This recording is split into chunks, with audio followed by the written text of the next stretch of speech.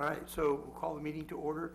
And I missed the last meeting. Rachel, were you here last meeting? And This is my well, first then, one. then if you could, I'll call the meeting to order, and if we'll do a roll call, and then if you could give us a little thumbnail on who you are, where you come from, and what you see you're going to accomplish here with us.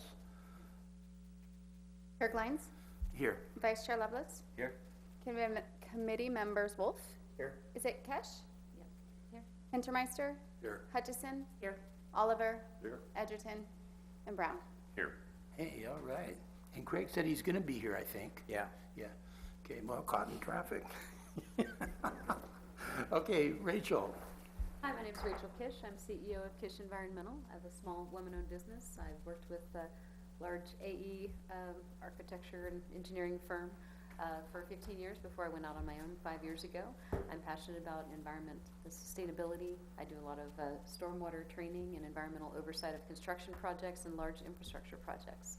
And what I'd like to do here is learn more about wildlife, make sure that the development is done in a way that makes sense. I have participated in various habitat restoration projects, and those are work that I would like to do more of, and learn more about what the agency is doing and help participate in this way.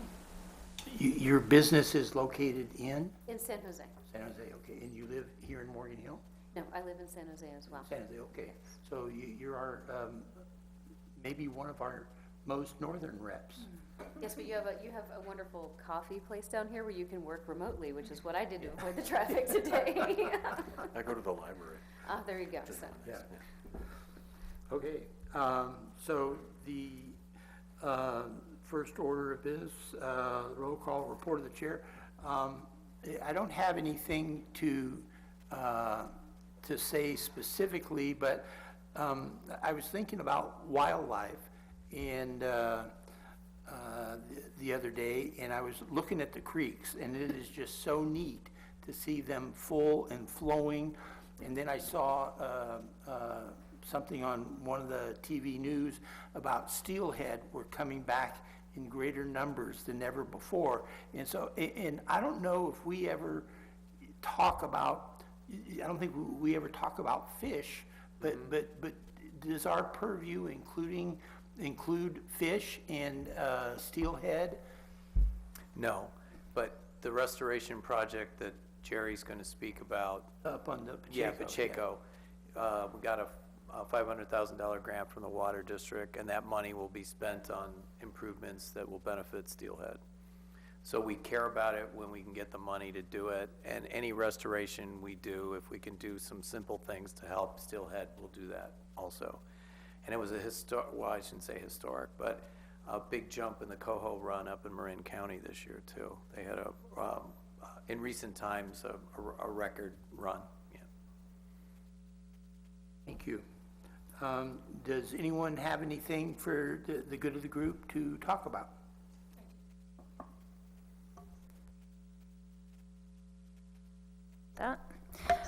Just two things. One, I'd really like to recognize the voters in San Jose for passing Measure T. Remember that the San Jose City Council recently had a study session on Coyote Valley. Measure T has up to $50 million that may go toward Coyote Valley. There'll be more discussion on February 12th, so next week.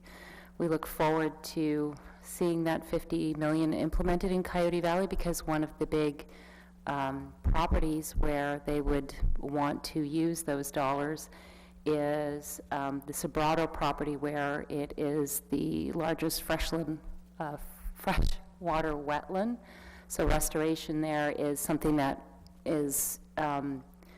pertains to us, obviously, what the work we do. So that's one thing. So perhaps, stay tuned. Maybe by our next meeting, we have really good news to give out on that. And the other one is with regards to San Benito County, but it is relatable to us. It's San Benito County. Apparently, they did a general plan update, and some agricultural lands along 101 by Sergeant Ranch, which is in our county and a very important piece of property. And also one which there is a wildlife corridor of similar importance to that in Coyote Valley. The San Benito General Plan now calls for commercial nodes and very close to Sergeant Ranch along 101, and there is some concern there. The Land Trust of Santa Cruz is currently doing studies where those nodes are with regards to wildlife. They have not finished them. Their studies will not be completed for about another 1.5 to 2 years. So as San Benito moves forward with their CEQA, there is a concern that's properly taken into account if they're going to try and develop those properties. So that does pertain again to us. And I can provide you with more information if you are interested in finding out about that. But Yes, I and had a that's- chat with this Land Trust of Santa Cruz just the other day, Okay. so I can And that's fill you in something we more. would want to comment on. Okay, all Thank right, you. then I'll Yeah. forward you that information. And then with Sergeant Ranch is something that we've had on again, off again negotiations to actually buy that property. Yes. And what is that, are we if- actively talking still? I'm not, the agency's not, but I think Post and the Nature Conservancy are. I don't know, I don't think the talks are, they were quite serious a year ago, but they're intermittent at best now. So it was a full price offer, but there was a disagreement on the valuation that the appraisal came up with. And they're still proceeding with their application for a quarry on the property. Yeah, quarry, and there is an oil well there too. Yeah, and those are still active. Right. So the- Patriot Oil, I think. Yeah, the tar sands there, that is separate from the gravel mine quarry that's there. And that is, you can't put those two together. But I would say that this is not over by a long shot. There are a number of groups that are very concerned about the use of that property as a gravel quarry. And there's also, to some degree, some interest in whether or not really how viable the material is there. So there's a lot going on. Anyone else? I have something. I just wanted to extend a thank you to Ed for coming to Green Drinks of Silicon Valley in December. He gave a great presentation. We had a pretty lively group. We meet at a cafe downtown San Jose, and so the presentation was fantastic. There was a lot of lively conversations following the presentation, and I thought it was good for the group, so thank you. Oh, you're welcome. I enjoyed it. Right on, thanks. All right. So, do we have any public comments from anyone that's here in the audience? Welcome aboard. If you could tell us who you are, and we'll be glad to listen. My name is Mike Monroe. I'm from Gilroy, and thank you so much for the service you provide to the community. I know I have 3 minutes, so I'll talk very quickly. I want to start off with a little quote from a document I just recently read. The 2030 Natural Working and Lands Climate Change Implementation Plan. That's a long one. It says, our efforts must be intensified immediately because of the extended time horizons needed to achieve ecologically meaningful change. And talk about climate change. The state of California is trying to accelerate processes now, especially with land use. So yesterday evening, I went to the Parks and Rec Commission meeting up in San Jose. Doug Muirhead was in the audience, and I wasn't able to give my full speech because Don Roca was not in attendance. I wanted to talk about Mount Madonna. Instead, I just talked for 3 minutes about the draft strategic plan, and one of the comments was that climate change is a vision element in that plan, and I wanted them to highlight it more, try to emphasize the seriousness of the situation. So with that, I wanted to link it into Mount Madonna. And I'm not sure how many of you are aware that there is a new Mount Madonna master plan passed in 2017. No, I wasn't aware. Okay. and a 2018 Forest Health Plan. I'm a volunteer at Mount Madonna, so it is my favorite park. I follow everything very closely. And I actually talked to Julie about this. So they passed the plan. Even though I was on the contact list, I missed it. I wasn't noticed. Even though I talked to several planners about staying in the loop. So what I wanted to talk to them about in the context of climate change was there is an urgency. And the Mount Madonna plan, in my opinion, was a business as usual plan.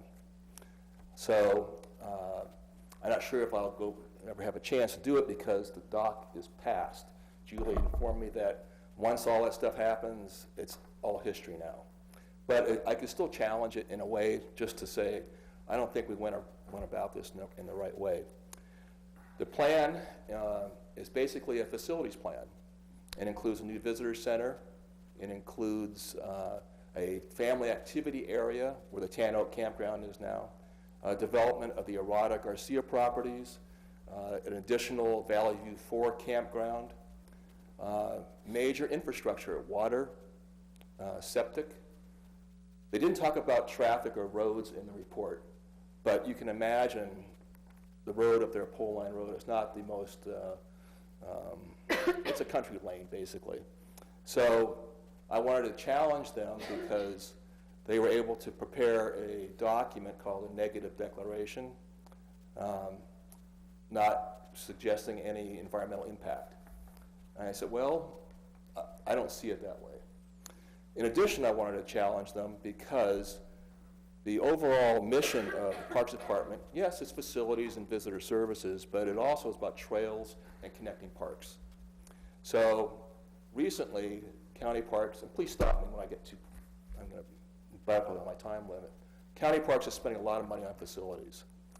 And where I challenge them is that they don't staff the facilities, so there are new or remodeled visitor centers that are locked. So I'm suggesting that before they invest a lot of money, that they take a look at what they want to do with that. Mount Madonna is probably a 10 to 12 year plan, multi-millions of dollars. I think there should have been more public comment. In fact, there wasn't much public comment. I can't find any documents on the computer that show public comment. What happened, and I'll read you the sequence. This is pretty fast for the county now. So you get your seatbelts on? Yes, sir. We're at the time. Okay. Should I excuse myself then? No, why don't you wrap it up? Okay. I'll give you the quick sequence, and then I'll just let you know that the plan is out there. I think it should have been reviewed by this agency, perhaps, because it does have a lot of land use implications. Here's the sequence. April 25th, 2017, draft final from Mount Madonna. May 3rd, PRC endorses the plan, sends it to the board. May 5th, draft of the plan of negative declaration. May 8th, notice of intent to adopt. Goes to the HLU ET committee, and later in the month of June, 30 days later, it's passed by Board of Supervisors.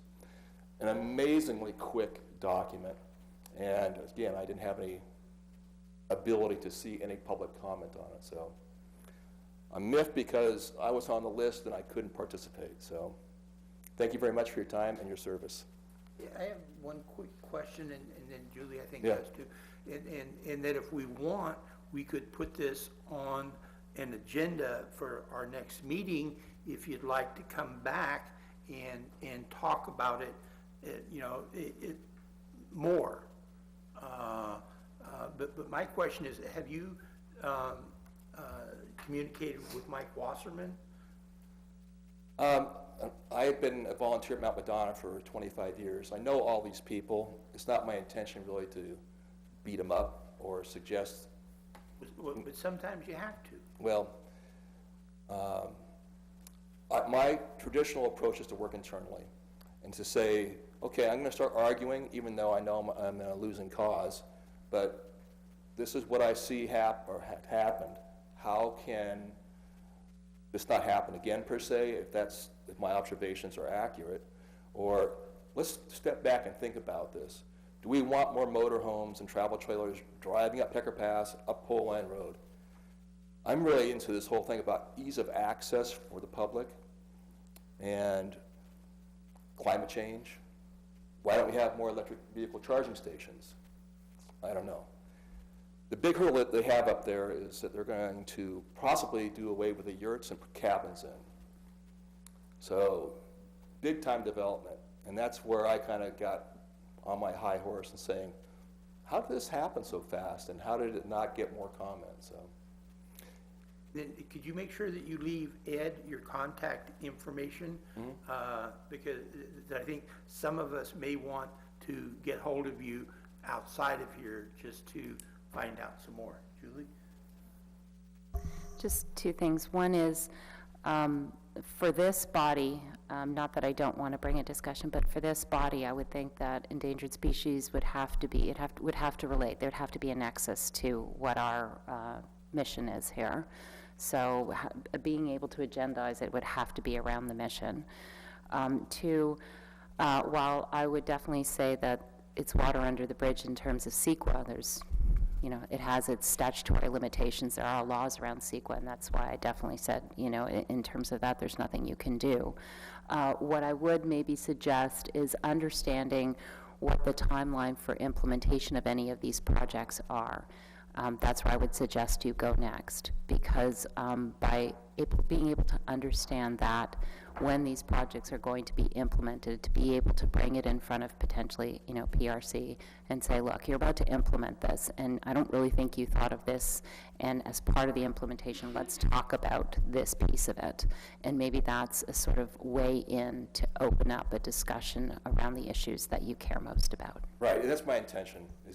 I'm just going to follow the process and speak to it, knowing that it has been approved. The first step of implementation is they're going to do some water system work. The plumbing up there is ancient, and even that's going to cost a lot of money. So, thank you for your time. Well, I would just say this much: if there's going to be mitigation around any species, we would find out about it, and that would be the opportunity, perhaps, also to bring us in. I have a history with Edmund, so. Thank you. Thank you all so much. Because I went to the Parks and Rec meeting last night, I promised my wife I'd be home for dinner tonight. You'll make it. I'm on a short leash, okay? One meeting in a week, okay? Thank you. Okay, Doug, do you have anything to say? Do you have anything to say, or are we? No, I spoke last night at the park commission on it. Okay. Okay, good. And no other comments? Okay. So then I'd like to get a motion and a second to approve the minutes for the November 1 meeting. Just before we make that motion, there's just a couple of minor corrections to be made. One on what page is this? Page 2, under 2, fiscal year, we refer to Ms. Muirhead versus Mr. Muirhead. So if we could just make that small correction. And then on page 3, when we're listing out the advocacy update and the names that are there, Mark Landgraf, his last name is misspelled. It should be L-A-N-D. There's a D missing. G-R-A-F, only one F at the end of it. And then the next name, Galley, her last name is misspelled. It should be a B as in Bob instead of an S when she's Bassin. Okay, that was it. Thanks. So I would move to motion to approve. Okay. All those in favor? Aye. Okay. Fiscal year 18 audit report. Mr. Sullivan. Yes, and we have a special guest here today.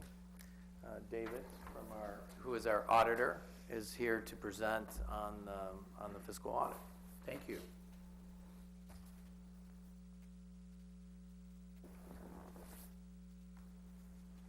Good evening. My name is David. I am the auditor of the agency. I audited the financial statements for the fiscal year ended June 30th, 2018. Oh, there we go.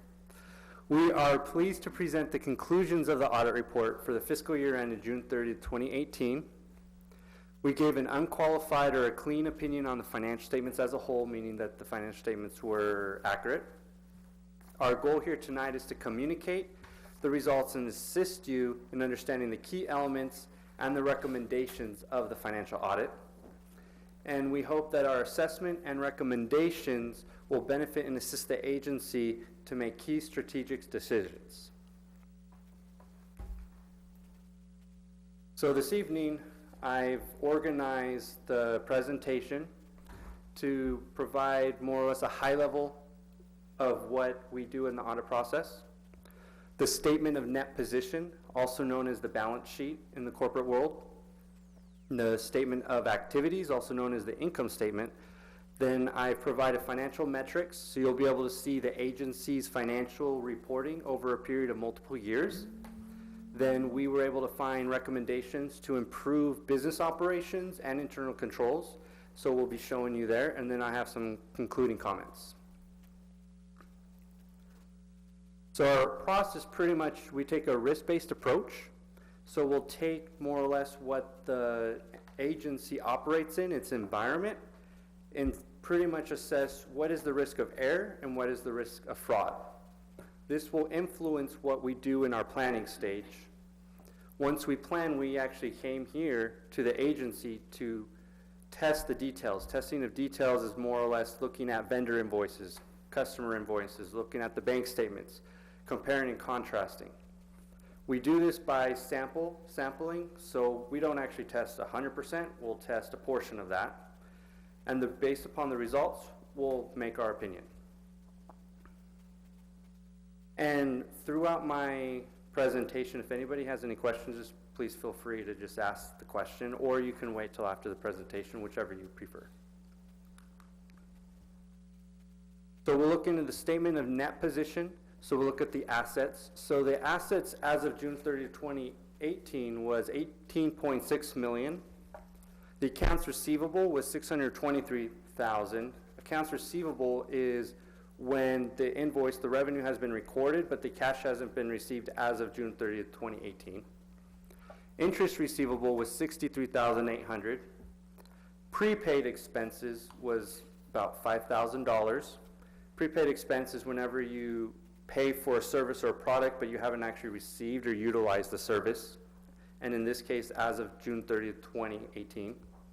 And in this year, we were able to record capital assets on the financial statements. This is actually the first year that the agency recorded capital assets. There was a truck purchased, and also there was donated land. And it accumulated to being $251,570. The liabilities, so as of June 30th, 2018, the agency owed $325,000, and compensated absences, or more or less, it's actually vacation accrued, was $48,000. Any questions thus far? The net position, this is literally the assets minus the liabilities will equal the net position. Restricted was $22 million. Net investment in capital assets was $250,570. Unrestricted was negative $3 million, as a total of $19.2 million. Yes, sir. Yeah, I'd like to understand exactly what restricted means for us. I mean, is this restricted just in the sense that we're expected to spend these dollars on conservation? Or do we actually have like more detailed accounts, like for acquisition, habitat restoration? You know, is there some further breakdown of those kind of restricted amounts? Yeah, so I guess David can answer it also. Get my phone off of here. But I'll let David answer first, and then I can fill in anything that may be pertinent. Okay, so pretty much the restricted assets is made up of two different funds.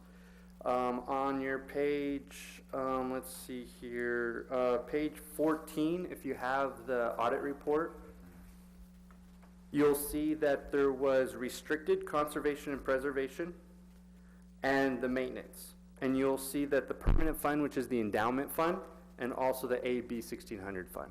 And that makes up the restricted Yeah, I'm looking at page 15, and I see, I'm not sure it's the same page 15. There's like perpetual care, maintenance, and conservation and preservation. I saw there's terms several places. Perpetual care, I assume, meant the down. Oh, perpetual care, yes, yes. Perpetual care is the endowment fund amount. So the endowment fund, where pretty much that amount is designated where it cannot be touched. And out of that, pretty much you have total assets of 2.6 million in the permanent fund. Out of that fund, 45,000 can actually be touched. And then the restricted, you'll see conservation and preservation in the middle column, AB 1600. That is more or less for your different projects. Yeah, and so there's not really a separate acquisition versus like restoring. So we have an acquisition sort of war chest, and right now it's probably about $12 million. And that would be used to acquire some of the various properties we're in negotiations with landowners over. Then that's the bulk of this, Yes, this restricted funds. correct. Then the remainder would be for habitat restoration. Yeah, we projects. have like $1 million set aside as a rainy day fund. We have just to pay for the restoration projects like San Felipe and Pacheco.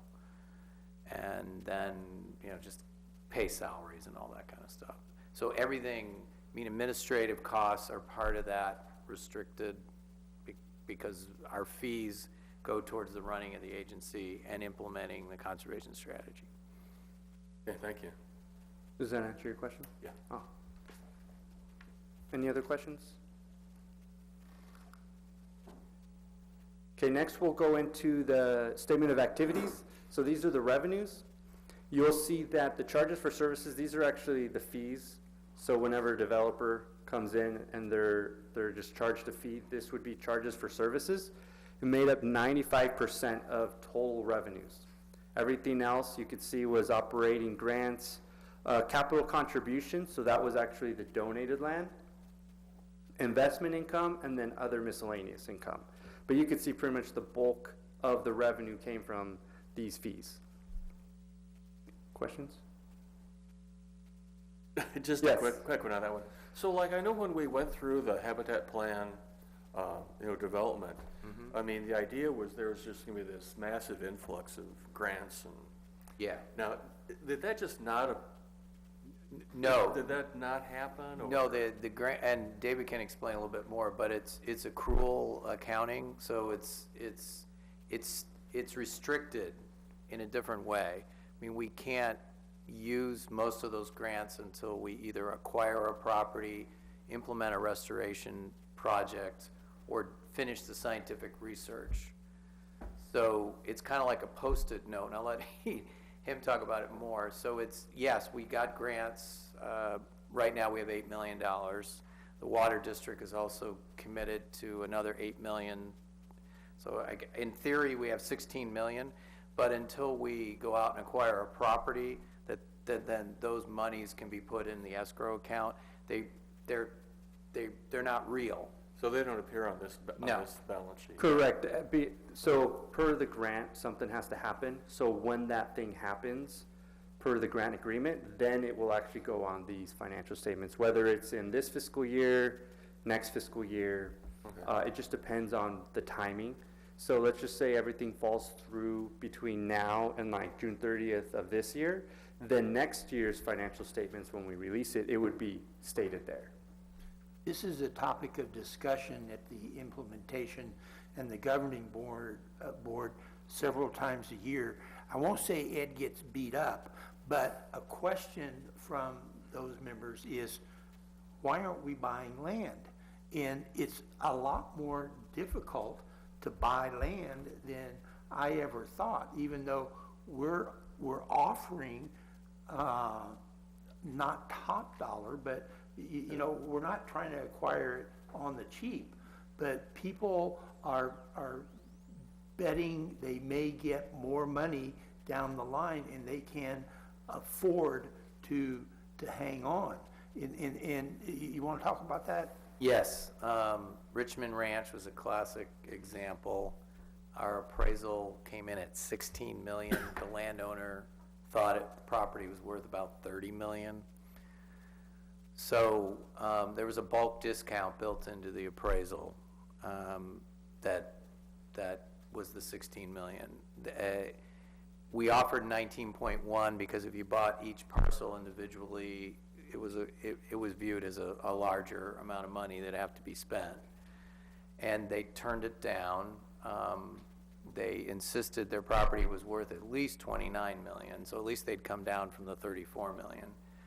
And they ended up selling it to Chinese investors, the parcels we were interested in, for 23 million.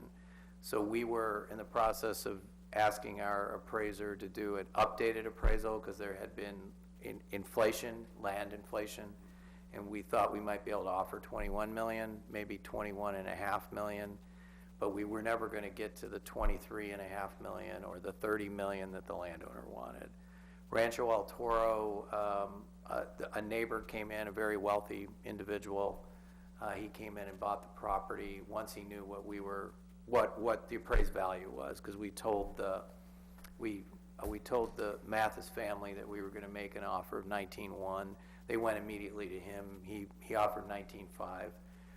We did a backup offer of 19.7, but it didn't matter. He sold to them because it was a cash sale.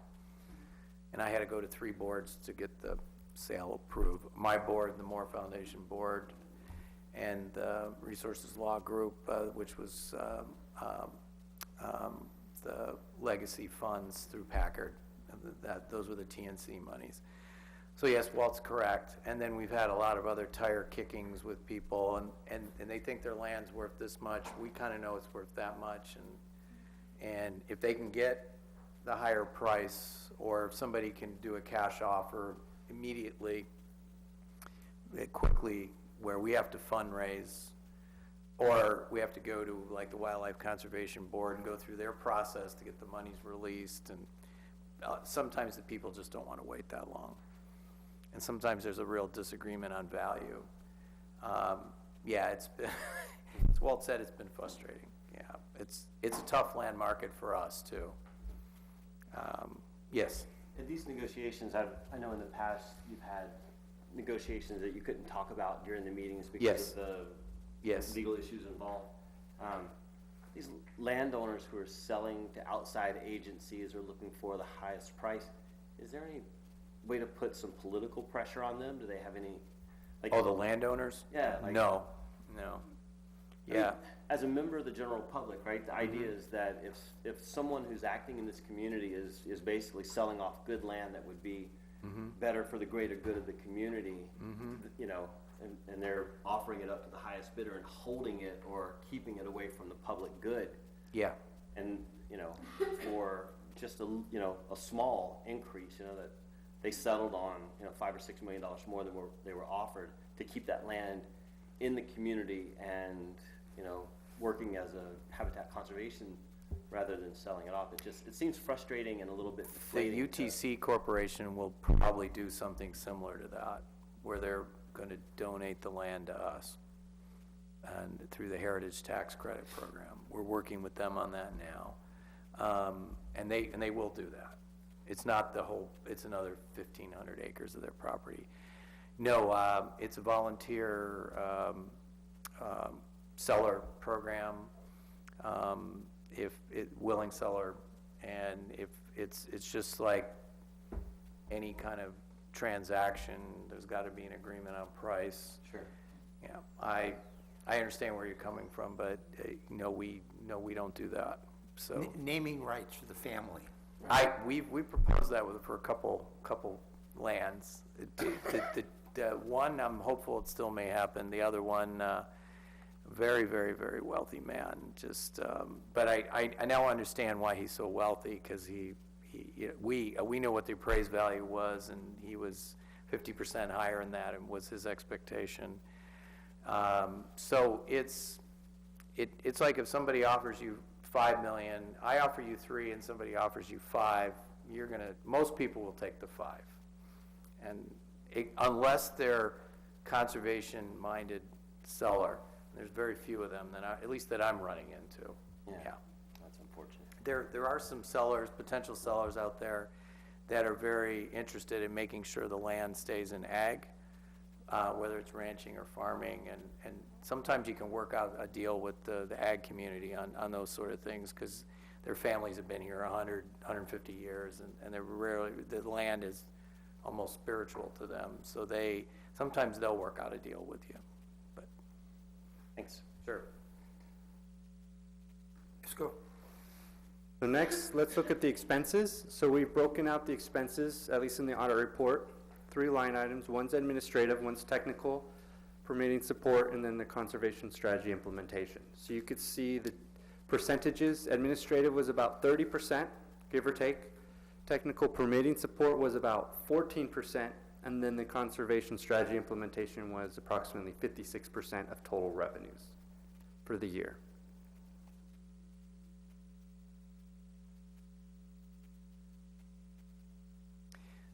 Similar, yep. What? Yeah, very simple. Yeah. So this is the financial metric. So what I've done is so you could see a graph of the actual cash balance of the agency starting from 2014 all the way to 2018. You could see the growth. And it also follows pretty much, you probably know this, the agency's revenue will go up and down depending on the fees, and that's really, you could see that in the cash balance. So we went from 2014 was only 293,000, and as of right now, or as of June 30, 2018, it was 18.6 million. It's quite a big difference. Current liabilities, this is pretty much accounts payable and also your payroll liabilities. So whatever you owe to vendors as of June 30th, 2018, and what you owe to the employees. You could see that it spiked up in 2015, went down, but it's kind of been going up. The 45% approximately consisted of 5 vendors. Any questions? Long-term liabilities, pretty much there's only one long-term liability. It's the vacation accrued compensated absences. So the agency is fine from like a leverage standpoint. They really don't have any like notes payable or anything like that, but it's good to see what the compensated absences were recorded in each audit report over the years.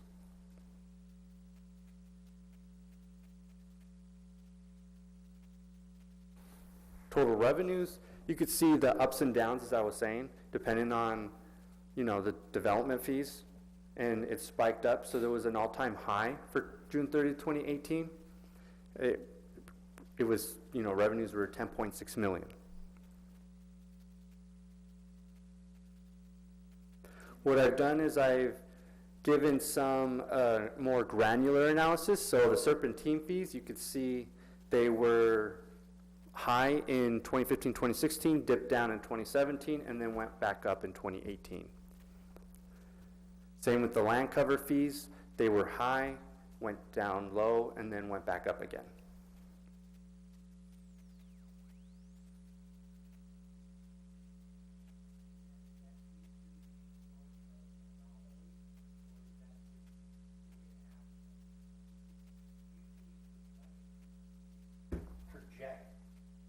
That is correct. Normally in a corporation, you'd have like, your FP&A division and you would project, but the agency fees is depicted upon the development.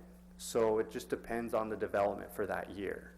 Yeah, when they go in to get their plans approved and they gotta pay. And so, Yeah, we've tried predicting and we've failed every time because of the development review process. And the financing, the developer, Dick could explain this better than I ever could, but we waited 4 years for the Evergreen, Arcata, it's gone by a bunch of Meadowfair development in San Jose to come in. And we waited, Ken, when he was still here, thought it was going to come in 2014. And Communication Hill was another one. Yeah, exactly. Yep. yes, sir. Going back to your long-term liabilities, do we have any unfunded pension liabilities that we're not carrying on the books? No, there is no pension per se. So like, there's no CalPERS or they don't use a pension. There's a, forget what it's called, the 403B, A 401K. 401K, thank you. So we're not providing Edmonds any kind of a pension in the future if he's retired? Just a match on the 401K, yeah. Yeah, so there's no pension in the agency at this moment in time. I'd be okay with one if you want to lobby for me. Okay. I mentioned it to the board. I had a discussion with them about switching the CalPERS, and If that is an interest, just as a FYI, there has to be an actuarial report. So you have to have an actuarial report for the pension. And so it's an extra cost, and then we would actually use that actuarial cost to record the accounting entries for that pension. Well, the concern I have is that we're hearing all sorts of public agencies are not reporting the unfunded liability on the pension plan, so cities and communities and other agencies are not truly reflecting what the liability is when all those people have to be paid, which is normal, but they're not showing up on the books. And I just want to be sure they're showing up on our books. Oh, okay, yeah. Right, at this moment in time, there is actually no pension in the books. Yeah, I mean, it's a 401K. correct. But it is findable in budgets. You just gotta dig down in demand. Because I know I ran across that at Gavilan. I wasn't being told what the figures were, and so, I just, raised a public meeting and got the figures. As I understand, we don't have any digging to do here. No, correct. Okay. Yeah. But actually, a GASB 68 is the standard that gives more or less gives instruction on how to record that accounting entry. So at least as of June 30, 2015, the auditors were supposed to record that. But any other questions? So finally, we'll go into the expenses. So you'll see that the expenses, they rose from 2015, 2017, and then went back down in 2018. So if you check the MD&A, the Management Discussion Analysis portion, which is the first portion of the audit report, it pretty much says it's due to activities on restoration projects being moved forward to take place during the following fiscal year, which is what we're in right now, fiscal year 2019. What we've done is we've broken out administrative and then technical permitting support, so you could see that it went up and then it went down for the administrative. The technical and permitting support stayed relatively the same, give or take, compared to the prior year.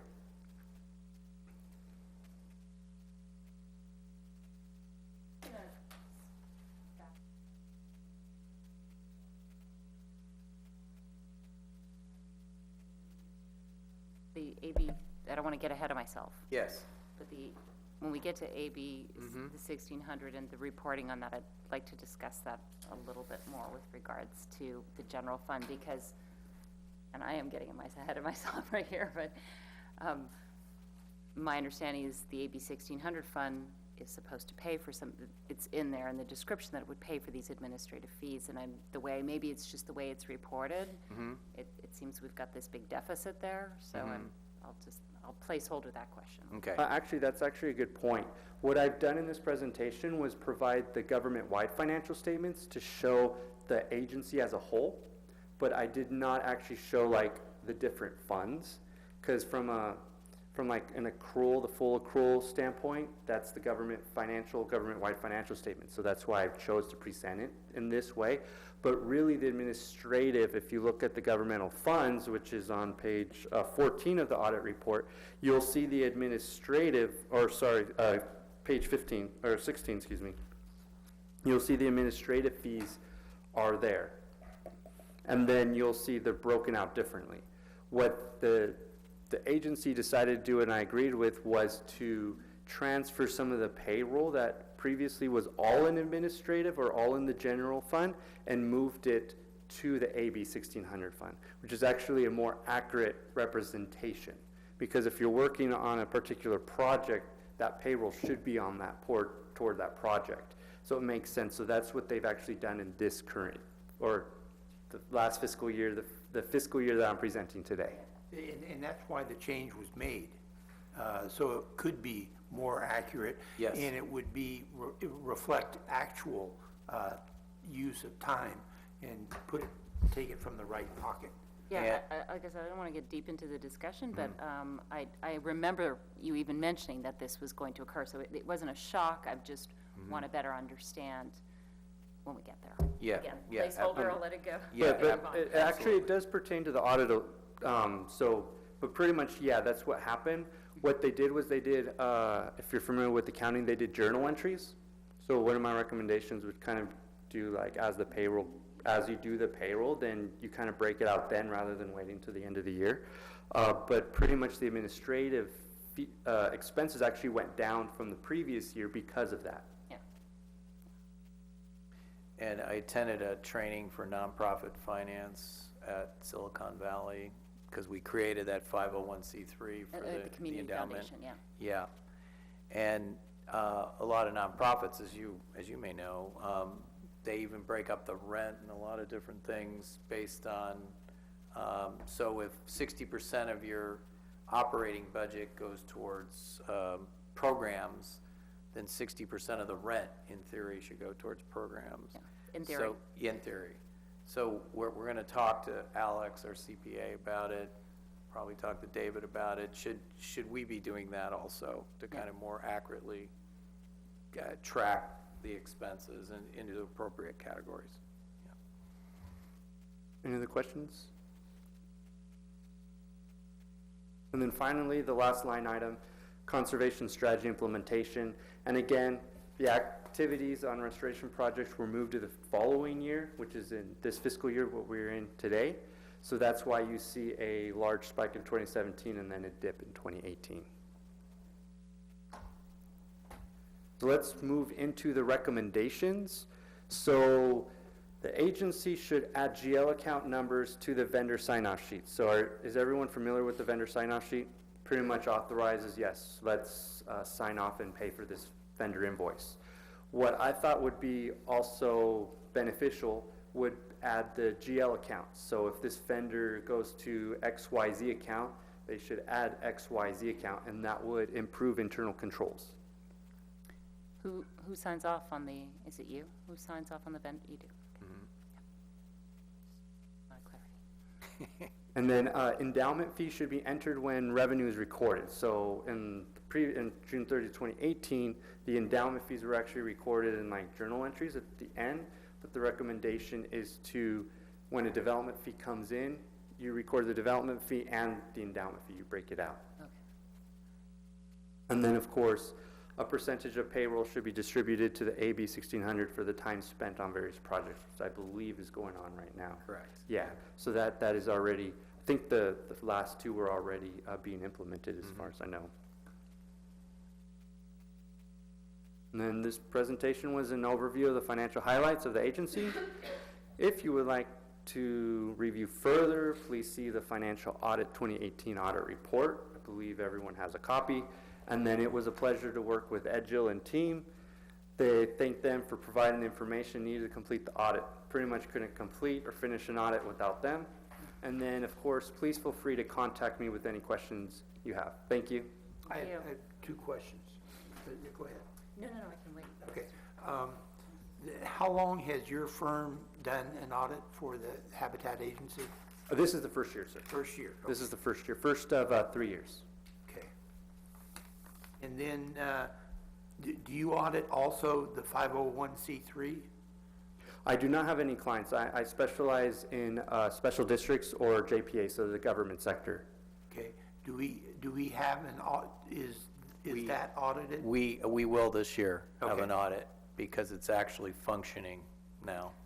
Which was that's where I was Yes. going with my question. Also, could you remind me, please? when do we move over? Because, I mean, obviously, it's not as fees come in that we move it Yes. into the account. Can you please remind me when we do? Yeah, and I was gonna talk about it in the EO report, but I'll Okay. mention it No, now. I- No, it's really simple. So we did our first deposit in December, of 1.1 million. Okay. Given the volatility of the stock market, I was reluctant to put in the full amount of the endowment at this time. And so the balance of it is in the LAIF account. It's a government treasury bond account that the state manages, which is getting about 2.4% interest now. So going to sort of keep it in there, but we are going to start, so this quarter, the quarter that just ended, we will be depositing whatever that amount will be into the endowment. So the fees, we now have an idea of what the final fees were for the last quarter, and we will be making another endowment payment within the week or so. Yep. Okay. And when is the next meeting of that board? To Soon, yeah. Okay. We have to have a meeting to talk to you all. Okay. Yeah. All right. Yep. Interest, earned interest goes back to the endowment fund.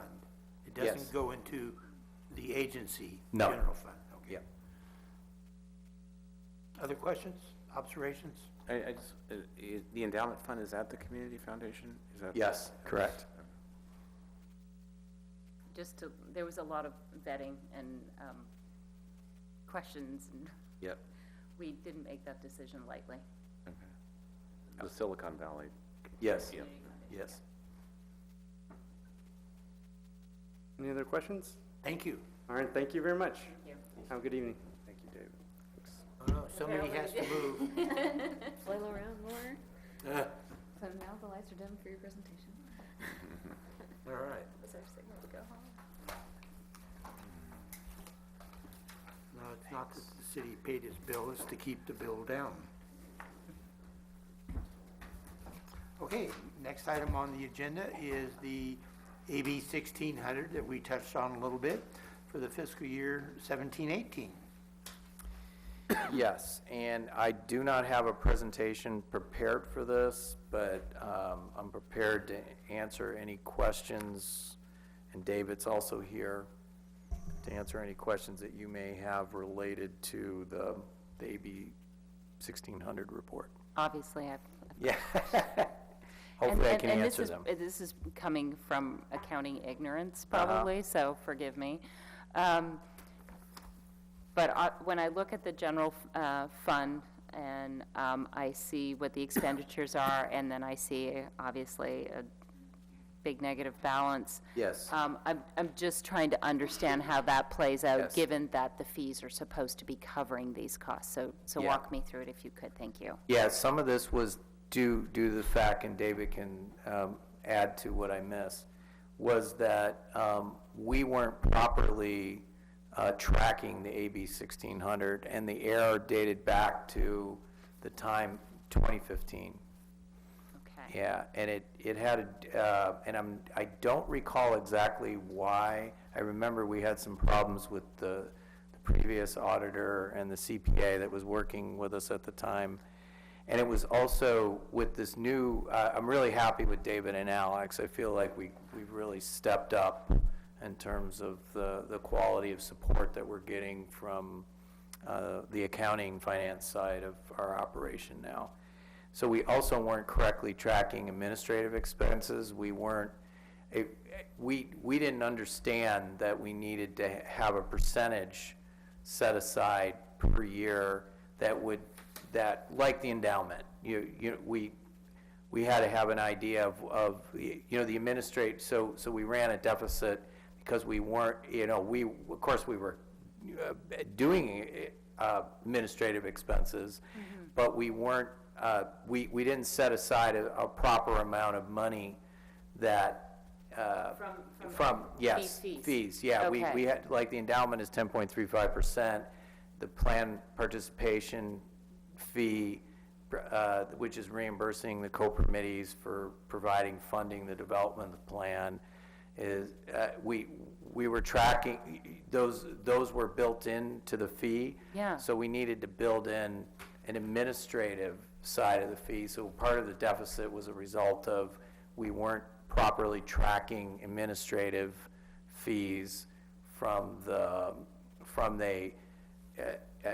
allocation standpoint. And it's very hard for me to explain this. I'm not a accountant in finance. I Yeah. appreciate where you're going. Yeah. Let me just try and, And I'll let David jump Yeah, in after you it- try. yeah.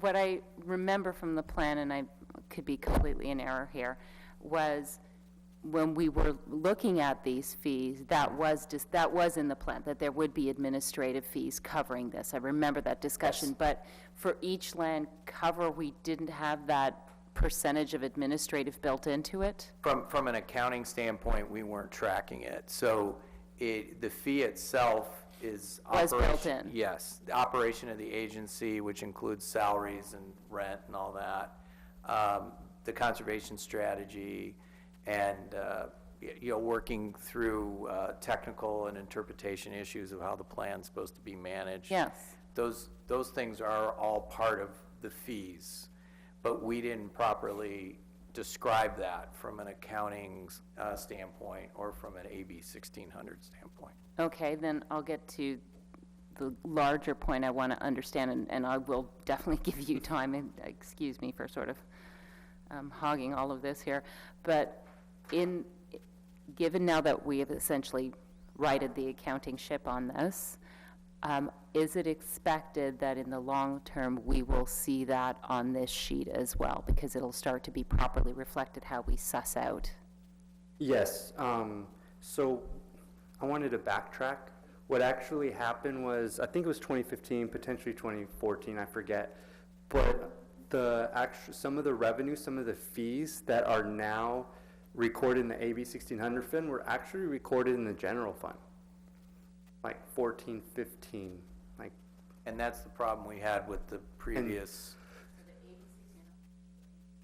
Yes. Yes. And None of us were sort of like, And so if you look at it, and so what we did in the 2018 year was we reclassed. And so that created a deficit in the general fund. And then, of course, I believe the agency is supposed to create some sort of, because right now, if you look at page 14, you'll see due from general fund in the assets. It's the last line item on page 14 of the audit report. It says 4.5 million accounts receivable or due from general fund.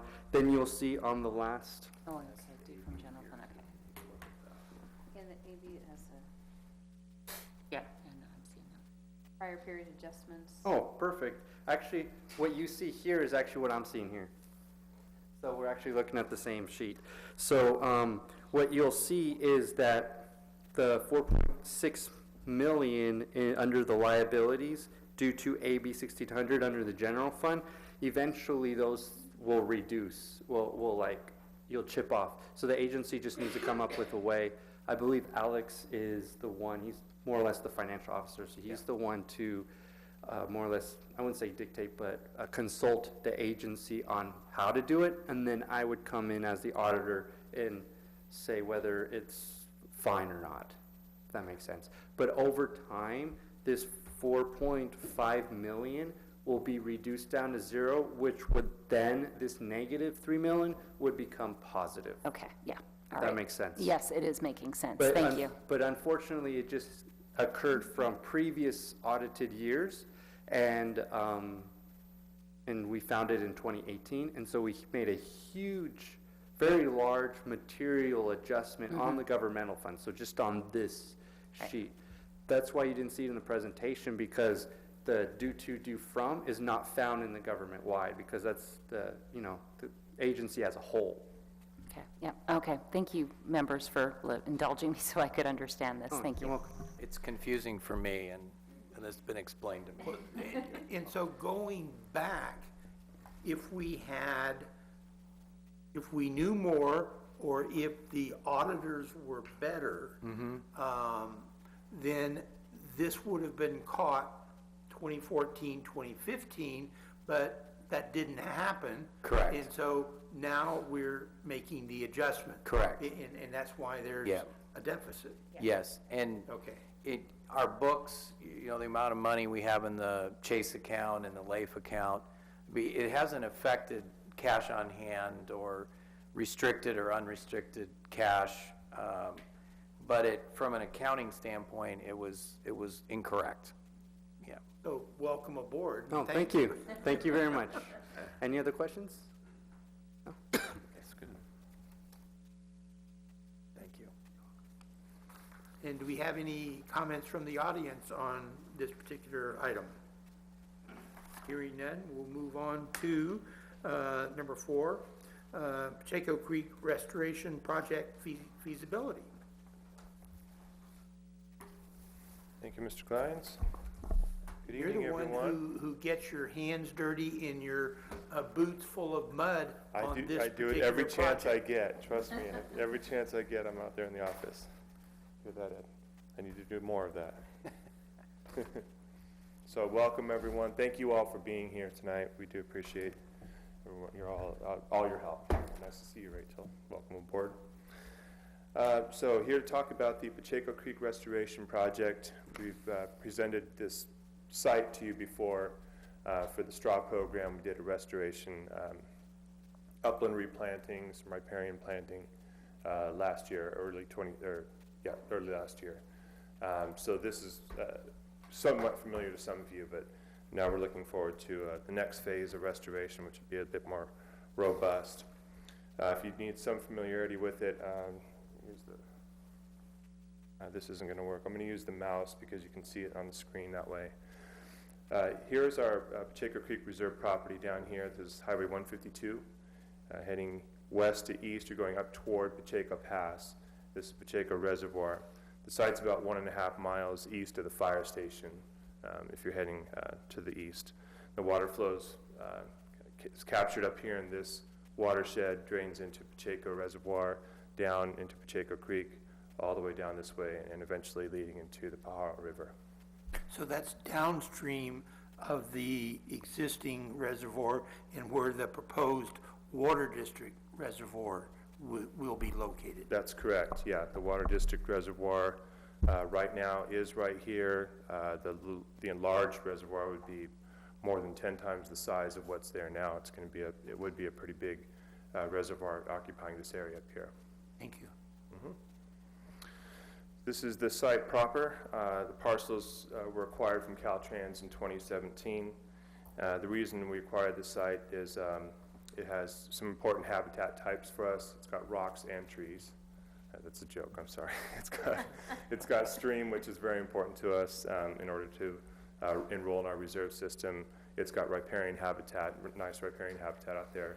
And perhaps most importantly, it's got some sycamore alluvial woodland, which is a precious sparse resource in this area. And so if we get a chance to put some into our reserve system, we jump on the opportunity. But just as important as the conservation of the land is the restoration potential on this site to benefit many of our covered species. So here's a image of the site. You can't go back further in time than this and get really clear images. So this is about as far back as you can go, at least that Google will let me go. So although suitable habitat does exist on the site, it's been pretty heavily impacted by activities in the past. This was the site of a former gravel mining operation, aggregate mining operation, so you can see a portion of the property. It's just off of our property, but it does affect the stream activities here, or the hydrology out here. This is a kind of a borrow pit from that gravel operation. Go further upstream, you can see more examples of the gravel being moved around, really kind of changed topography out there. And then between that time and now, from the ending of the mining operations until now, you've had fires, we've had floods, a lot of human activity out there too. So the site's pretty beat up, but it does have a lot of potential. It is providing important habitat now too.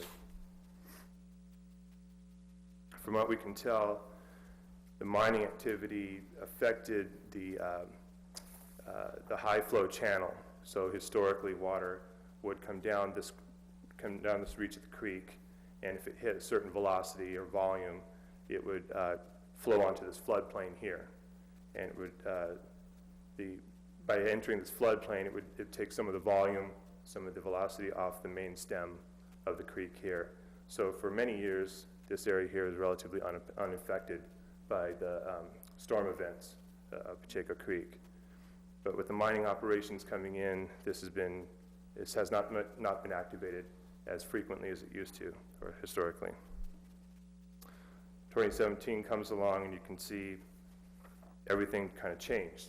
Everything, without having this channel activated, the water, the velocity, the deep scouring through here meant that this channel really couldn't take that heavy flow. And for the first time in many years, this bank saw some significant erosion. It washed away a little access road. This makes it look like the access road is still there, but I can assure you it's not. It's a sort of an image that Google overlaid on it. But what you can see is that with this floodplain not being activated, all the water came down through here. It blew right over this bend in the creek and actually flooded the downstairs or the downstream neighboring property, inundating some of their cattle who got out of there safely, fortunately, but also the driveway.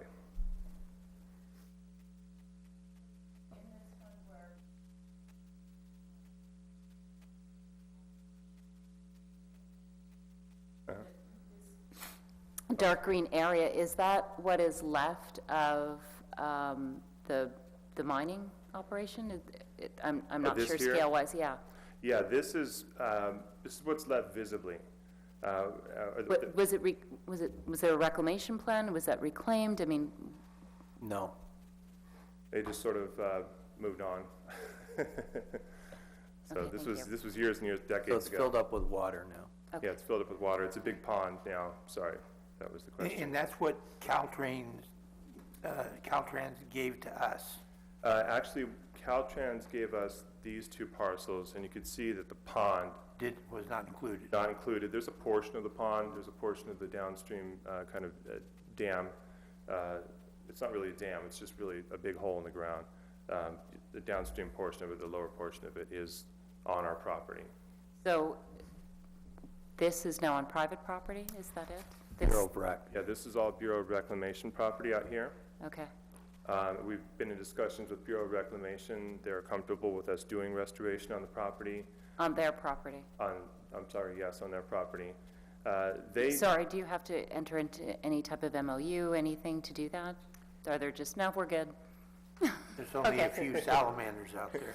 This property, it's uncharacteristic of them to own property. They typically like to just see conservation easements over the property for access and for water rights. This was part of the Central Valley project, and for reasons unknown, we had them go back in the records and try and give us a good answer. They couldn't. The property was purchased outright. We've offered to buy the property or to change, modify the property boundaries so we can kind of capture all this on Sure. one site, but until they decide they don't need the property anymore, they can't really, it's difficult to explain, but their bureaucracy. They can't really release a portion of it. They have to just release the complete interest in the property, and they're not in a position to do that now. All right, thank you. On this photo, are the two parcels, they comprise 14 acres total, is that correct? Oh, they comprise 55 acres 55, total. okay. Yeah, technically there are 3 parcels. I didn't want to confuse it with too many lines in here, but these are the effective boundaries of the properties that we own out there. Very pretty site. So 2017 happens. Ed had been out there and saw the property in 2016. Before we purchased it, it looks remarkably different now than it did when he was out there. I didn't get a chance to see it ahead of time. But having this bank erode so severely, here's some images of it. You can see how the bank, historically kind of sloped down this way. You could actually drive a car across some of these segments of the road, or of the bank, down the bank and across the creek over there, and that's just not going to happen anymore. And we have other infrastructure up there. You can see the power lines run through this part of the property. This is really our only legal access to the site, so it's pretty important that we put an end to the erosion out there if we can do it. So we do have some specific interest in preserving the on-site infrastructure, but we also have an opportunity to kind of benefit from an economy of scale. If we can have people out there doing that type of work, let's go ahead and do some restoration work too. So we released a request for proposals in November. last year, and we made a selection in December, just before vacation. Seems so long ago now. And we went with a firm, H.C. Harvey. They impressed us. First of all, they've had some experience on the site. They've done a sycamore genetic study on the property, so they're familiar with the site. But we also kind of like their soft hand approach to restoration. They're not going to come in there and just bulldoze everything for the sake of restoration. They're going to make sure that it achieves some of our biological goals and objectives out there. And a quick kind of sample of that or example of that is their initial proposal for engaging this high flow channel was not at first going to start excavating a channel through here, because that wasn't historically what had happened, but instead to come into the main channel here and slow this branch of the stream down.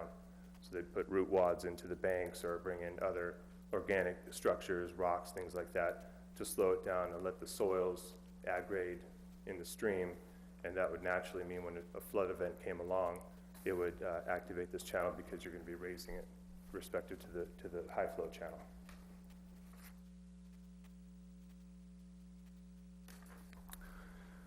So this list of the habitat types that we have out there. It is just a remarkably beautiful site. Reminds me of my childhood backyard. We grew up next to the Ventura River. I grew up next to the Ventura River, and these are a lot of the same habitat types that I grew up with, so it's very nice out there. And also wanted to mention, because there's a lot of questions about it already, the Pacheco Reservoir, Pacheco Dam. This is an image of the watershed that feeds into the dam. The reservoir was designed to only hold about half of this watershed. It's not really intended to provide drinking water. It wasn't designed originally to provide drinking water. It's really just to hold and release to allow summer flows that would recharge the groundwater aquifers for downstream agriculture. So sycamore. Only like 6,000 acre feet, isn't it? It's small. It's about 6,000 acre feet. We've seen some alluvial die-off, sycamore alluvial die-off. Ed noticed it when he was out there. There was a study that was completed in 2017 where they found that the sycamore trees from Pacheco Reservoir all the way down to Casa de Fruta were dying off, and but they're starting to come back now. It turns out that they had an operation that they began releasing heavier summer flows, but for over shorter periods of time. So the dam was releasing, instead of metering out water slowly over the summer, they'd let a big pulse go through, another big pulse go through. That didn't allow the ground to saturate enough to sustain the sycamores out there, so they started dying off. We've been in discussions with the Water District. We certainly don't want to go forward with the project out here if there's any chance that water releases are going to change dramatically over the coming years. And they've assured us that the 10 cubic feet per second flow that they manage now will be managed if and when the new dam is constructed. So it doesn't seem to be any conflict really with the operations. They're going to have a pretty strict mandate to manage the flows for steelhead, as Ed was mentioning. So Water District grant is going to help us fund restoration of steelhead habitat to encourage fish passage through our property. So with Water District coordination, good planning, and restoration design factoring in all these specific needs, we hope that the sycamore alluvial woodland will regenerate on the site pretty healthy in the coming years. So I'll finish this up with a picture of a resident of the Pacheco Creek Reserve.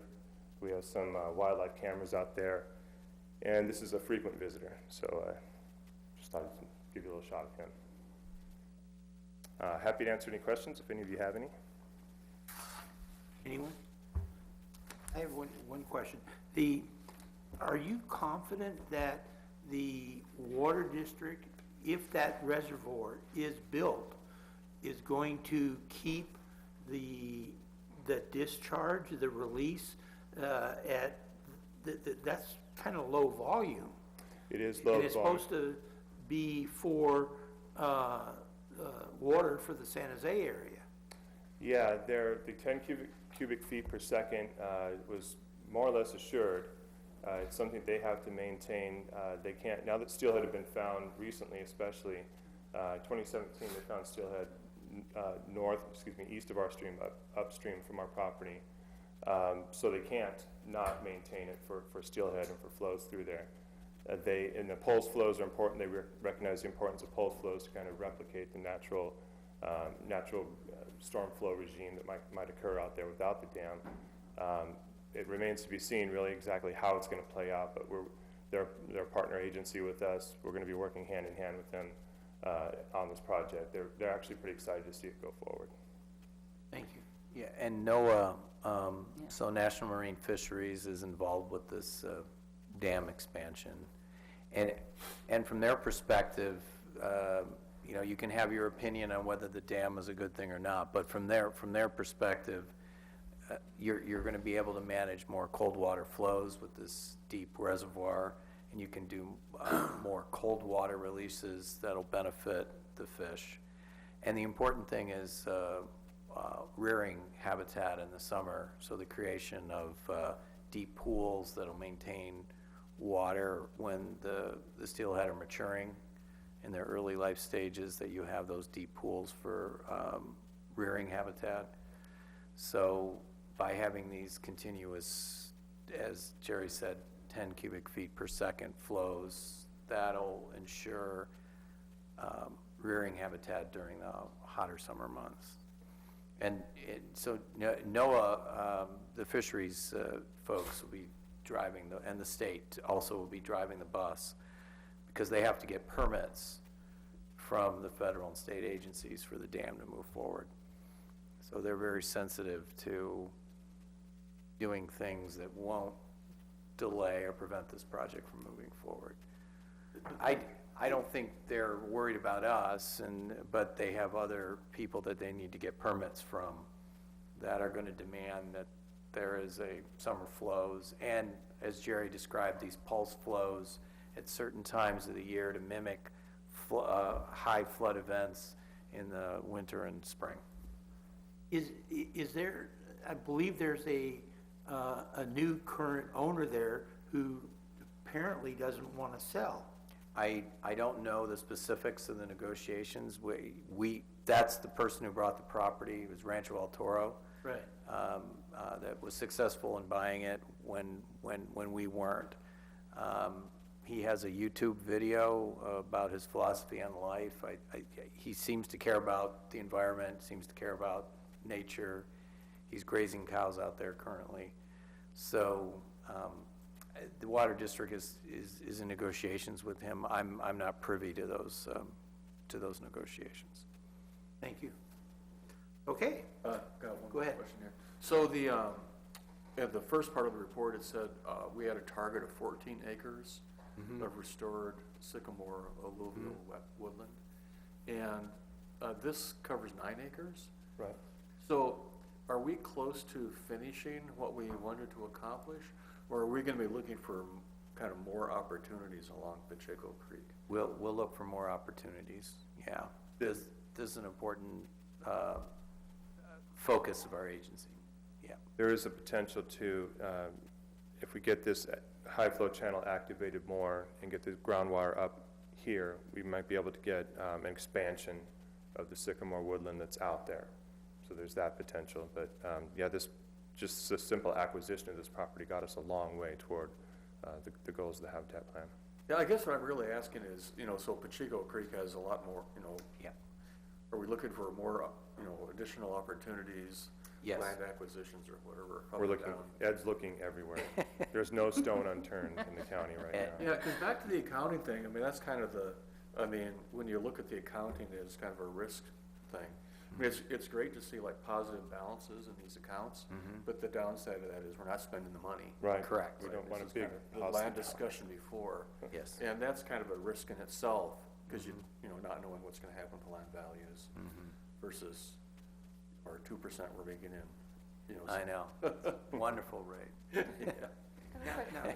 Go ahead, Rachel. I have a question just kind of on the sycamore issue, because that's been the hybridization of sycamores has been a struggle, and there've been other restoration sites that have that, and it's good to see one successful, but you've mentioned the flows have also impacted sycamores here. Is that something that's going to be studied here? Yeah, or- actually, that's already been corrected. That was due to the dam operations when Pacheco District still runs the dam. But there was an operational protocol that had changed in the past decade. And that protocol is what led to, instead of one person being up there and releasing these flows continuously, regularly, go up once in a while and release a big flow and then shut it off again. And that's all it took. That's really all it took to kill off some of the sycamore, maybe half the sycamore out there. And our neighbor to the east was on the phone with him the other day, and he recalled when the time period when the sycamores did start to die off. And we're in discussions with him potentially. He's an interested seller. So if we can acquire his property, then we're looking at another 2 miles of Pacheco Creek main stem. He also has a 14.5 acre pond on his property. That is, there's bald eagles nesting on his property. All the different migratory waterfowl either breed there or move through the site for overwintering or migratory. So I'm hopeful. He is conservation minded, so I'm hopeful that we can acquire the property from him.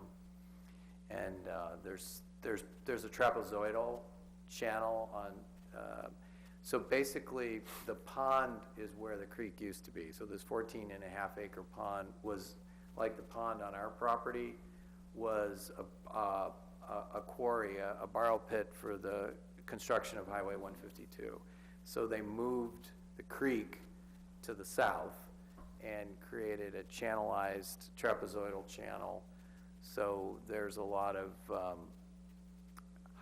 hydrology, geomorpholic issues, as Rachel could explain better than me as an engineer, going through his property that contribute to some of the problems and challenges that we're facing with flows on our property. So if we can acquire his property, restore some of the hydrologic functionality on his section of the creek, there might be more opportunities to do additional sycamore alluvial restoration, riparian restoration, and fix some of the problems out there. It would be a massive project. Cedar Creek comes into his property, and it's an alluvial fan, and that's the way the system should look. It's beautiful to see from a geomorpholic standpoint, and we would hope over time that we can recreate some of those kind of geological landform processes that are currently not being activated on the property. So what Jerry didn't mention is that we're taking a very incremental approach to this. We're doing a feasibility study first to see what's possible out there, because it's a very flashy system. There's some issues. We need to understand what's going on, how much it's going to cost, and how to move forward. Kyle, that land out there, it's mostly cattle grazing, and it's owned by long-time farmers, cattle people who've been there forever, am I right? Probably not that property that No. he's talking about. No, but just in Oh, general. around there, yeah. Yeah. Yeah. Yeah, the But, Burdettes are one of our The neighbors. high-speed train's gonna come through that and Yeah. take care of everything for you. Yeah, it's so. gonna create heaven for Yeah. us. Yeah, so the high-speed train tunnel is right near our property. It's exiting on the Burdettes Ranch, yeah. Well, and we can always hope that high-speed rail won't come through. I'd say it's 50-50. Yeah, we decided to move forward not knowing for sure whether it's going to happen, because it may not happen. And if you have an opportunity to restore, got some grant money to help out with it, then you might as well do it. And sorry, I forgot to mention the feasibility study. The two-phase approach to this is, this project in the end would be a design, a fully permitted and implemented design, ready for construction bidding. So that's the two phases of the design here. Doug, do you have anything for this item on the agenda?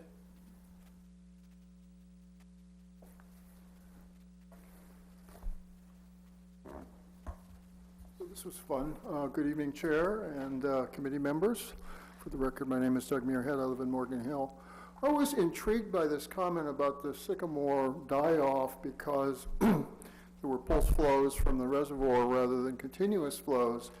In the last couple of years, there have been articles in Jay Lund's California Water blog from the University of California at Davis, where people are beginning to not be very happy with continuous flows because they say that pulse flows work very well for our native species and continuous flows work really well for our invasive species. And so I'm kind of wondering if you have a little bit of a dance going here between the groundwater saturation needed for the trees and the pulse flows that are more effective against invasive species. So the pulse flows are very important for yellow-legged frog, for the sycamores, and for the steel, and for the salmonids. So I think but this high flow channel would not see those perennial flows.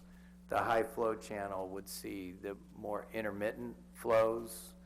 So that'll be the focus of the sycamore restoration.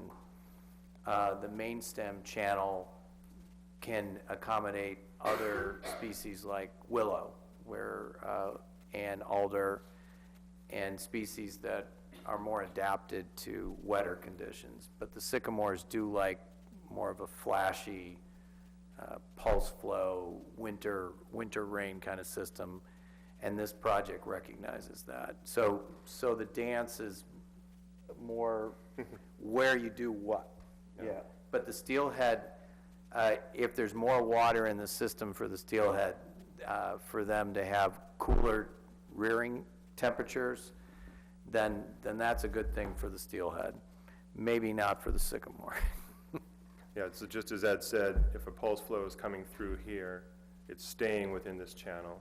The sycamore that are out here or up here aren't getting any of the pulse flow. So because the channel's not activated, because it's not acting like a true alluvial fan, the pulse flows just go right down the scoured channel, the main stem channel, and don't disperse the water out into the rest of the property.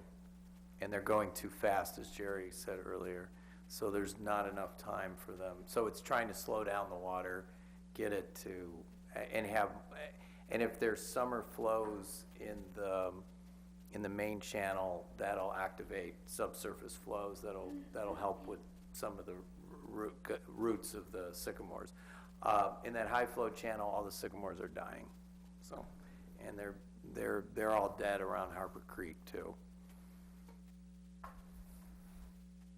Thank you. Thank you. Thank you, everyone. And so item number 5, selection of Public Advisory Committee Chair and Vice Chair for 2019. I'm happy to step aside if anyone would like to step up. And if not, then and Jan or Joseph, what do you have are you, since you're going to be here now? Yeah, I'm not going anywhere. Okay. And I'm perfectly happy to maintain my role, or we can, Yeah. anyone else wants to step in and take a shot at it, be my guest. I'll make a motion to retain Chair Glines and Vice Chair Lovelace. Okay, do we have a second? Second that. Okay, so we have a motion and a second. All those in favor? Does anyone have any discussion? Okay, then if we could have a vote on yay or who's in favor? Aye. Aye. Thank you. And any nays or abstentions? None? All right, so One housekeeping order here. So there's several terms that are up, okay. and I want to ask, Craig is not here, but I'll ask Walt, Richard, Joseph, and Jess if you would like to be reappointed to the Yes. PAC. Yes. Okay. Joseph and Walt? No. Okay. So no one, Richard. Yeah, and I have some family health issues that have to be taken. Yeah, no, that's fine. I appreciate your service for the 4+ years you've been here. Thank you very much. you'll be difficult to replace. It took us a while to get another business community person here like Rachel, so thank you for the 4+ years. All right, so we got 3 yeses. I'll talk to Craig, and then in March, we'll make a recommendation to the implementation board to have you all, the 3 of you, reappointed. And then, as a suggestion, Dick has fulfilled Rachel comes from the environmental side of business. Yes. He comes from the developer side Yes. of business. And if we could have that perspective, that we don't have anyone who has that on the board. Yes. And so I think that's, a more business, that he has to meet a budget. She has to meet a budget too, but she comes with working knowledge of what the Habitat Agency does. Dick is the seat of the pants guy who wants to show me the money. I would prefer someone, because development is affected by everything we do, so I would prefer someone from the development community versus somebody who owns a factory, for instance. Yeah. Thank you. I appreciate what you said there, and I also very much want to say thank you, Dick. It's been a pleasure to serve with you here. Really appreciate your voice on this, so it's going to be missed. And to Walt's point, is there anybody that you know of that you can reach out to? Because it is important that we have your voice here, your representation. And I can certainly put some feelers out and see if I can. Thank you. Just be happy to do that. Thank you very much. Would Mr. McClintock possibly be interested? Bill?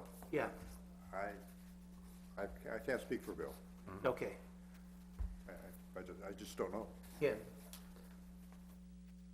And he is the main person, or was the main person of Morgan Hill Engineering.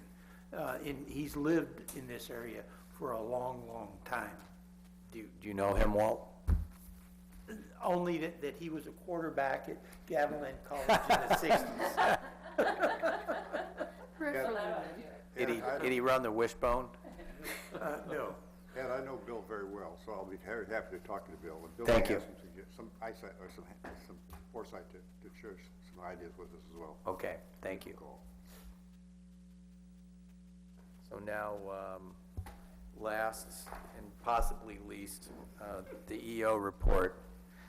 So the first item is the mid-year budget review, and you'll get an idea of where we are in terms of our projections.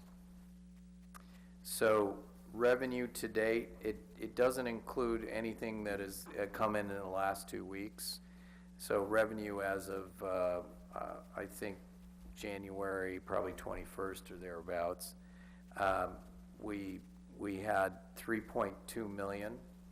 We had projected that our revenues for this year would be 5 million. So we're on a very good pace to surpass our projections for revenues for this fiscal year. And you can see where the fee categories that have been triggered so far this year.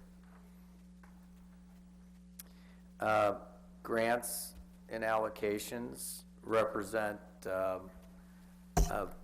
at least $1 million, and being conservative, from the Water District. The Water District agreed to provide the D7 funding to the Habitat Agency for up to $8 million. It wasn't going to necessarily be released all at once, but in discussions I had with some Water District employees the other day, if the right property comes around, it could be significantly more than the $1 million that I'm projecting. The other $836,000, I'll talk about those grants in a few moments. So we projected 4.1 in grants, and you can see that we are 2.2, almost 2.3 away from our projections, and we're only halfway through the year. So you can see what we projected our costs to be, and the reason why the costs are significantly higher this year because of the completion of the San Felipe Creek Restoration Project. That was delayed for a few months. We had expected construction to start in the spring of last year. It didn't start until late summer of last year, so it carried over into another fiscal year. So that's the major reason why our costs have gone up more than last year.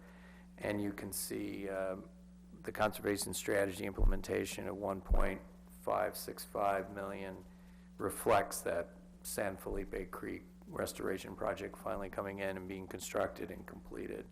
And I'll have Tara come in on the May meeting and report to you on the completion of that project.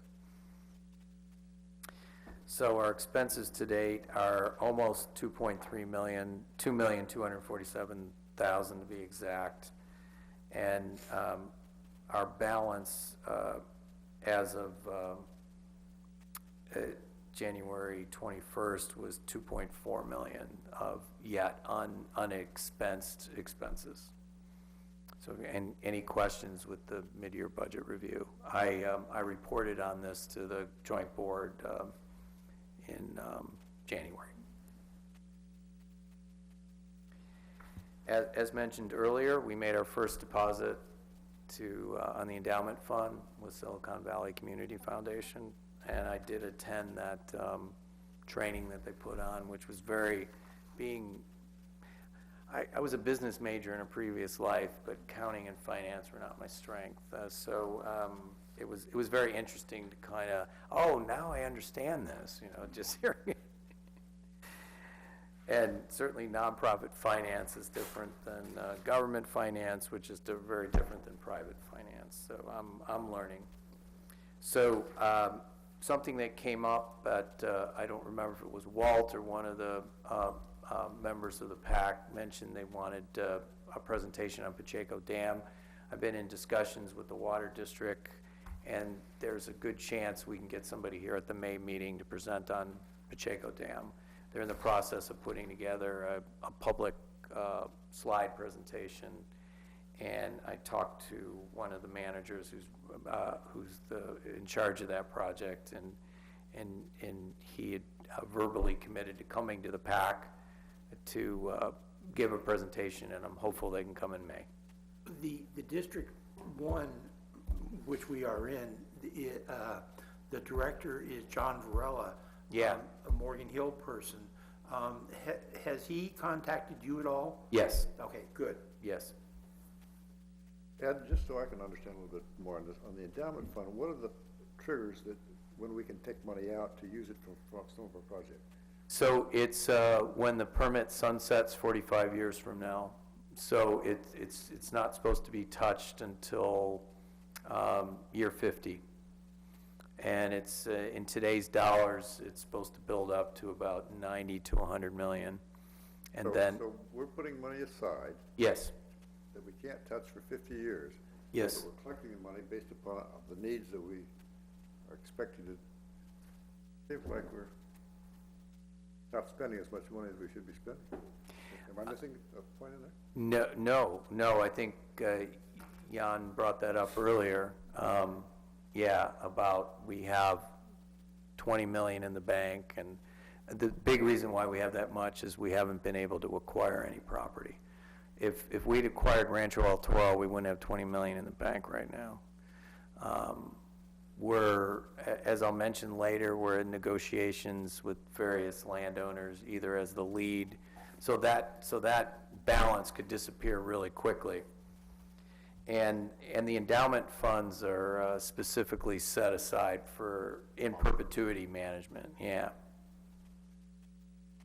So just briefly, advocacy update. The California Coalition has been very active in the Greenhouse Gas Reduction Fund discussions. We're promoting a legislator sign-on letter to increase scope of program. I didn't finish my thought there. Yeah, there were, I was like, Yes. Like, Yes. So to include funding for more than just farmland and conifer forests. And there were several programs that were not included in the governor's bill, or governor's budget, that we're asking the legislator to ask the new governor to put back in. And we aren't the only ones doing that. There's a lot of groups making a push on that. We're also asking for an increased funding for the Department of Fish and Wildlife Local Government Assistance Program, which is funding a lot of our scientific research. The hybridization, sycamore hybridization work that Jerry referred to is funded by a lag. Where Pathways for Wildlife is doing a connectivity study on Highway 152 for us. So those cameras that Jerry referred to were funded partially by this lag program. One of the connectivity studies done in Coyote Valley was funded by a lag, the one that looked at the bobcats and the coyotes. So the Puma study is being funded by other. And then a future bond is the SB 45 by Allen, Natural Resources Bond, language we would like inserted into SB 45. So we're pushing to get this, and a lot of my Southern California colleagues, some of their legislators are pretty high up in some of these committees, and they're pushing very hard to have this language inserted into the bond. From a federal standpoint, I mean, it's always kind of a circus there. We're looking at possibly another government shutdown, but the National Coalition is still planning to do their advocacy field trip in March 26th and 27th. And we would meet with the various legislative committees, and I would meet with our local delegation. They'll meet with delegations from Florida and Texas and other places. And the good news is that from a congressional standpoint, the Section 6 program and a lot of the programs that fund what we do have bipartisan support. HCPs seem to be popular across both sides of the aisle. The administration is somewhat hostile to them, but at least from a congressional standpoint, there's support from both Republicans and Democrats. And my colleagues from Southern California and from Texas and Florida will meet with Republicans. I meet with Republican committee staff for some of these legislative committees, and everything I always hear is very positive. The Texas folks were telling me that Senator Cruz likes the Section 6 program and the HCP stuff. So I want to believe that. I don't know if that's true, but at least it's encouraging. So Ed, just a quick question yes. on the trip to DC. Yes. So you meet with like Anna Eshu, Jackie Spear, is that? Correct. Okay. Yeah. Last year I met with Panetta and Zoe Lofgren, and then I met with the staff of SU and I'm missing one, Kana, Ro Kana. And then my colleagues to the north met with Jackie Spears and Solwell. Oh, yeah. Yeah. Yeah. And who's the guy? McNerney. And then the Southern California people meet with, well, there's fewer Republicans now, but they meet with Duncan Hunter, Representative Calvert from West Riverside, and the various Democrats that are from Southern California. Okay. And we all meet with the senator. Well, we don't meet with the senators. We meet with their staff. With their staff. Yeah. Who is our Merced County, just, over? Yeah, it's Hardin now. He unseated Jeff Denham. I never met with Jeff Denham. Josh Hardin. It may not be a bad idea to meet with him. Yeah. Yeah, just because, Yeah. I mean, we share boundaries. Yes. Yes. And you didn't miss anything by not meeting Jeff Denham. Jeff Denham. Okay. Yeah, I never Yeah, I don't, I got into the room with Representative Carter from Williamson County, Texas, an old Southern conservative, and I got in that room because I was with two county supervisors from Williamson County who were also Republicans, but usually they're not interested in meeting with me, unfortunately. I try to be bipartisan, but we're in a very partisan world right now. When they hear where I'm from, they usually not interested. But if I have an invitation from somebody, like the Texas the county supervisors, then they're very cordial. But, so I never had an opportunity to talk to Jeff Denham because I couldn't have probably even gotten in to visit with him. Just one of the reasons I asked the question is Anna Eshu now has a new field rep down here. Mm-hmm. I know him, and he just got in touch with me, and he asked me if I wanted to meet with him, just let him know, what's up. Yeah. And if I had anybody else that I wanted him to meet. And so I don't know if it's any of interest to you, but It would be. Okay, I'll be Thank happy to you. hook you up. Yes. Okay. Thank you. So permit integration update, I'll make this brief. I don't want to keep you guys here too much longer. But things are moving forward with integrating the 401 permit into our process with these waste discharge requirement applications that have both been submitted to the two regional boards. And that's something that's very important for applicants, that potentially the 401 process will tear off of our regional general permit and our endangered species permits. And it would be, so they will require more things of an applicant, but there won't be necessarily different outcomes where the regional board will tell you one thing, we tell you another, and the Corps tells you yet another. So hopefully that'll get integrated.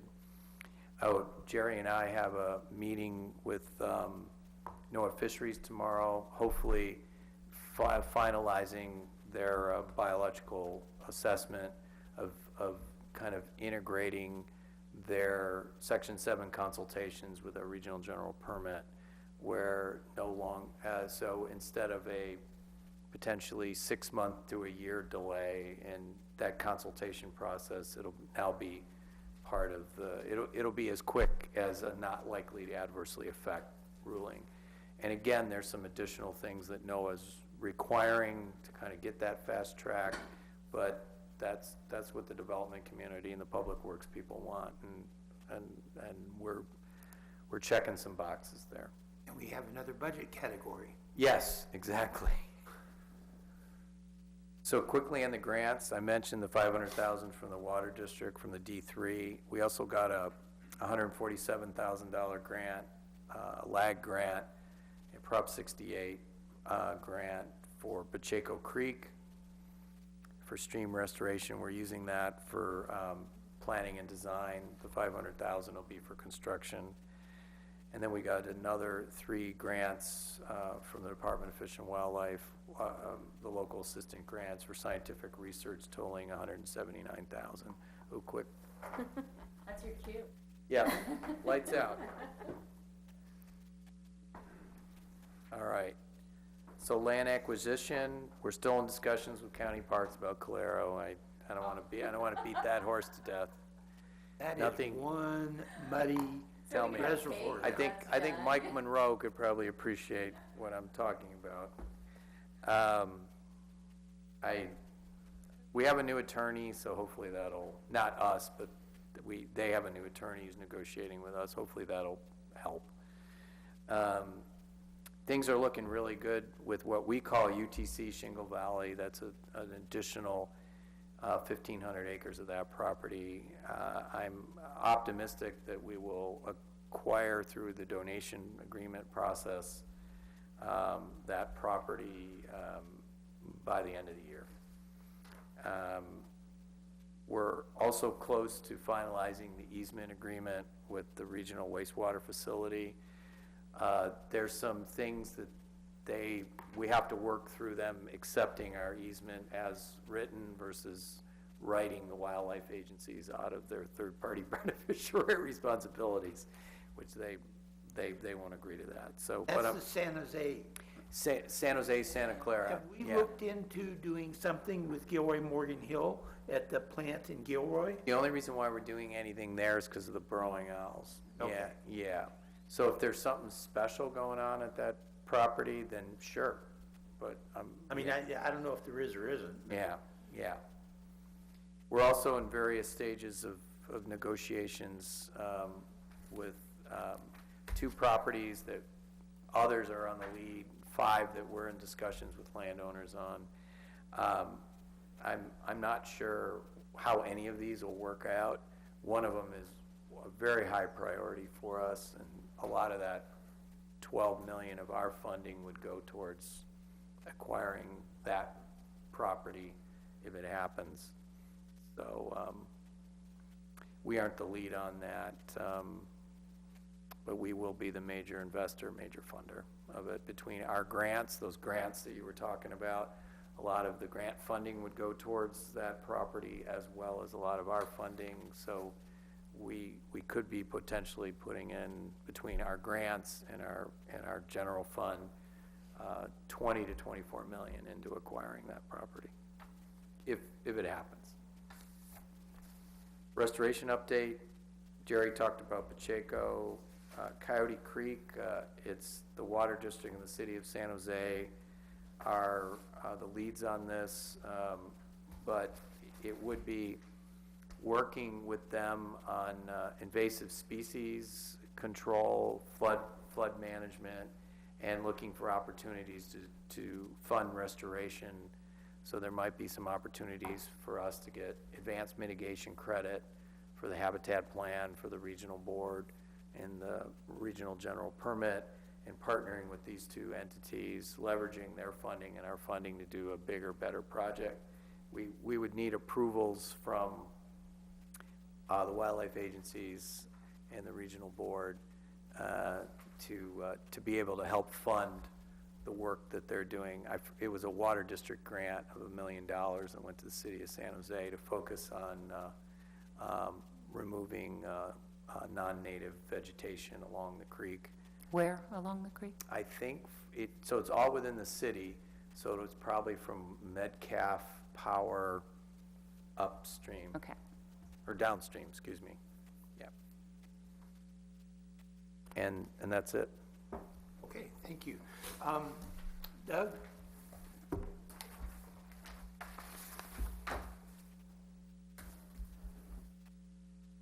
Thank you.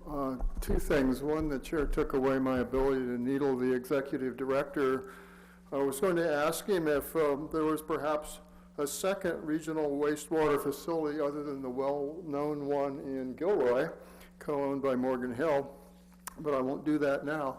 The actual question, and this is derivative of something that I brought up with the Water District and the Open Space Authority, and it may be too peripheral, but if it is, you can tell me. The Open Space Authority is looking at ways to spill water from Coyote Creek into Coyote Valley. And although it's not considered a flood control project, it might reduce flows and thus damage farther down Coyote Creek. And if you're familiar with the way the Army Corps works in computing benefit cost ratios, which affects whether we get money from the feds to reimburse for property acquisition, called subventions, doing something good one place can cost you someplace else. And I'm wondering if in your conversations, the effects on that benefit cost ratio get discussed, because I couldn't get either OSA or the Water District to say, yeah, we talk about that stuff with the other guy. No. So just like I say, it's kind of peripheral, but it's No. an interest of mine. We're not privy. They have approached us about funding Laguna Seca restoration, but that's about the only involved. I watched that workshop that the city council put on. It was very interesting. I didn't expect it to be that interesting, but it was. Yeah. Yeah, but so I'm kind of in the dark on a lot of that stuff. Fair enough. But I think from the city's perspective, it seems to be their position, at least some of the city council, is the cost benefit is loss of jobs versus flood. Yeah. My personal opinion is I don't see how 35,000 jobs get created in that valley, but that's my personal opinion, not the agency's opinion. Right. Thank you. Thank you. Yeah.